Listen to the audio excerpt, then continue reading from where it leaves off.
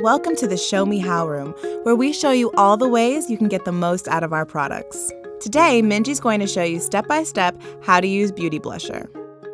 Beauty Blusher is a medium-sized beauty blender that is smaller than the original Beauty Blender and larger than Micro Mini, making it the perfect size to apply blush to the apples of the cheeks. The cool gray color helps distinguish color undertones and makes it easy to see how much pigment will be deposited on the cheeks. Let Minji show you how it works. Step 1. Get Beauty Blusher damp just like you would Beauty Blender by submerging it in water, squeezing it out, and then using a towel to soak up any excess water. Now it's ready to go. Step 2. Bounce Beauty Blusher into the blush of your choice.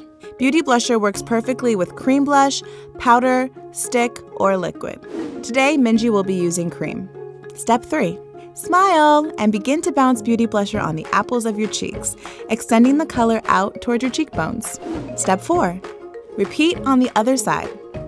And it's really that simple. Both sides are even, and now Minji has the perfect rosy glow. Make sure to wash Beauty Blusher with our blender cleanser soap or solid soap. Thanks for watching!